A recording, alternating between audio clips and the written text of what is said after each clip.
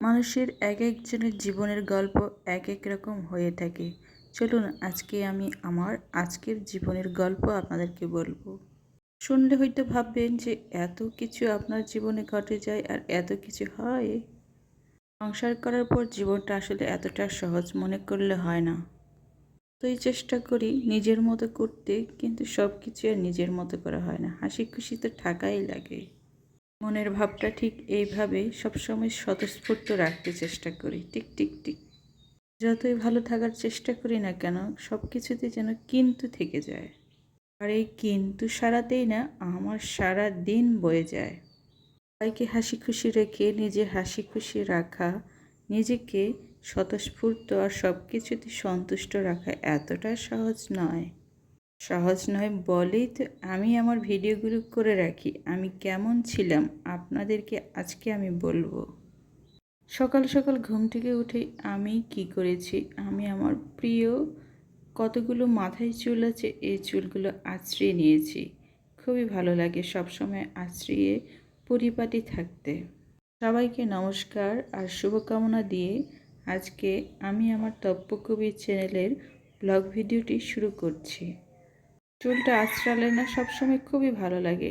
আর আমি যখন voice over দিই এত মোরগ ডাকে, মোরগটাকে আমি খুব পছন্দ করি। অনেকে হয়তো মনে করবে যে এটা আমার বাড়ির পোষা মোরগ, কিন্তু না, এটা হচ্ছে আমার পাশের বাড়ির মোরগ। আর যখনই ভয়েস ওভার দিই সে কুকুরুক্কু ডেকে ওঠে, খুবই ভালো। আমার ন্যাচারাল সাউন্ড অত সুন্দর চলে আসলো, খুবই চমৎকার আমার জন্য।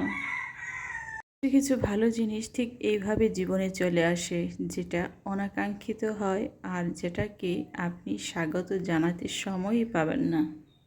সবসময় ভালো জিনিসের অপেক্ষা করতে হয়, আর সব থেকে ভালো জিনিস যেগুলো নয় সেগুলো খুব তাড়াতাড়ি চলে যায়। আর ভালো জিনিসের জন্য প্রয়োজন ধৈর্য, ভালো লাগা, ভালোবাসা আর পরিশ্রম। আমি আমার থাম্বনেলের জন্য কিভাবে আজকে অ্যাকশনটা দেব সেই থাম্বনেলের ভাবটা প্রস্তুতি নিচ্ছিলাম। এতটাই প্রস্তুতি নিচ্ছিলাম যে কিভাবে আমার থাম্বনেলটা সুন্দর দেখাবে। এটাও তো জরুরি যে আমি কিভাবে অ্যাক্ট করব সেটার উপর ভিত্তি করে আমার ছবিটা সুন্দর আসবে। অনেক দেখাদেখির পর সিদ্ধান্ত নিলাম একটা তো হবেই। এই কাঁথাটা আমি সেলাই করেছিলাম অনেক বছর আগে, প্রায় 10-12 বছর হয়ে গেছে।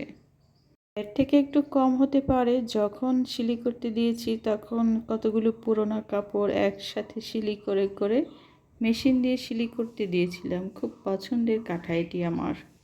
এখন ঠান্ডা গরম, তাই এটাতে সুন্দর করে বিছিয়ে ঘুমাতে এত আরাম পাওয়া যায়। যারা কাঁথা প্রেমী তারাই বোঝে পাতলা কাঁথা ব্যবহারে কতটা আরাম পাওয়া যায়।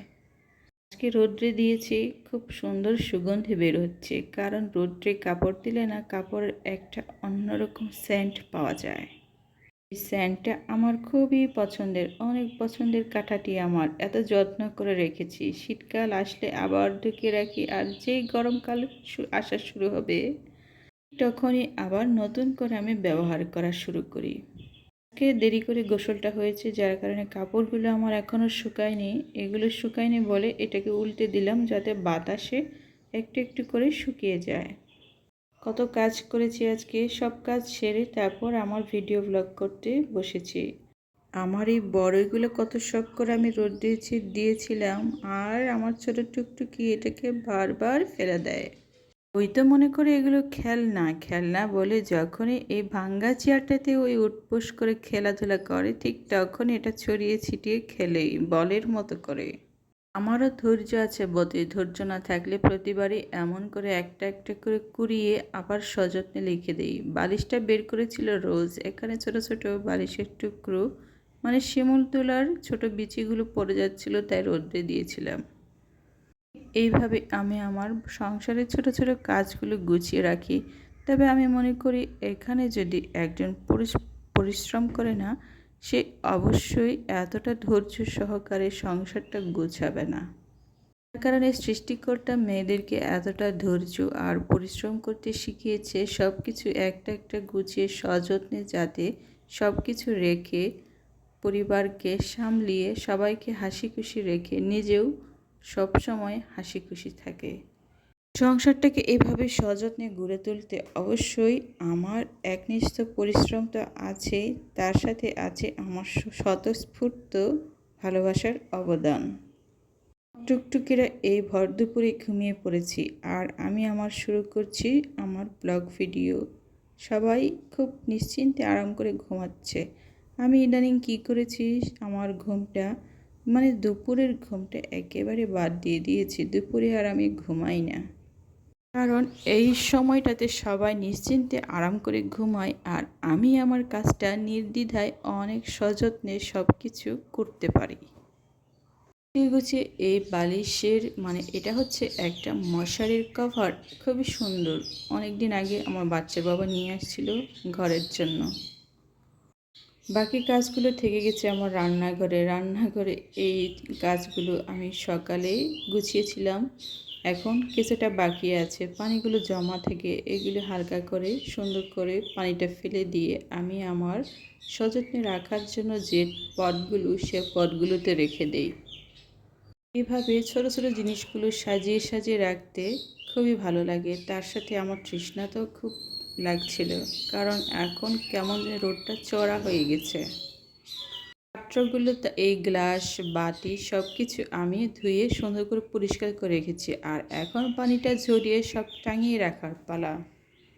গুছিয়ে রাখতে তো খুবই ভালো লাগে, তবে নিশ্চিন্তে এগুলো করতে আমার একটু সময়ের প্রয়োজন হয়, কারণ সাথে সাথে সব কিছু করা যায় না। এই পানিগুলো ফেলে দিয়ে আবার আমি এটাকে টাঙিয়ে রাখবো।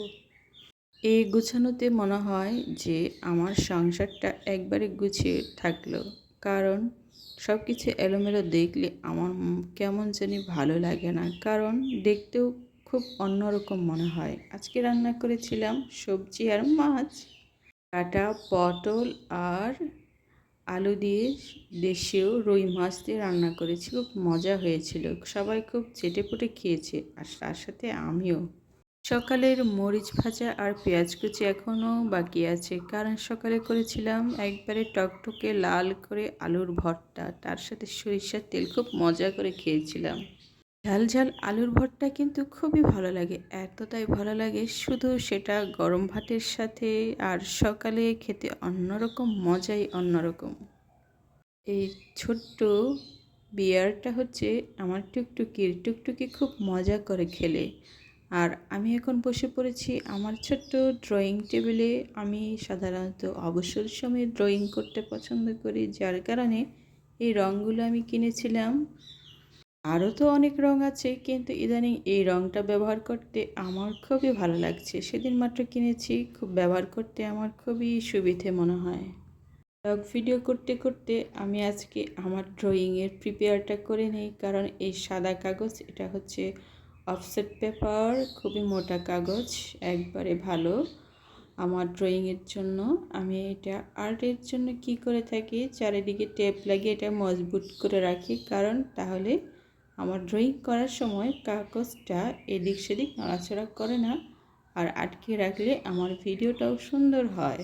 এই সাদা কস্টিপটি এত ভালো যে আমার ড্রয়িং করার সময় খুবই উপকারী।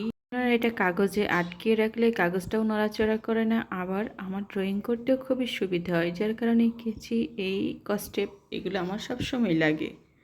এগুলো রেডি করতে আমার অনেকটাই সময় লেগে যায়, তাই ভাবলাম আজকে এগুলো আপনাদের আমি শো করি আর আমি আমার কাজটাও এগিয়ে ফেলি। টেপটা লাগিয়ে রাখলে আমার খুবই সুবিধে হয়, আমি চট করে আমি আমার প্রয়োজনে আমার পছন্দের ড্রয়িংটা করে ফেলতে পারি অনায়াসে। এখন মজবুত হয়ে শুধু একটি জায়গায় থাকলো, এটা হচ্ছে আমার প্রিয় পেন্সিল, চোকাতে চোকাতে একবারে লম্বা করে ফেলেছি। যদি আমার ভিডিও ভালো লাগে অবশ্যই লাইক, কমেন্ট আর সাবস্ক্রাইব করতে ভুলবেন না।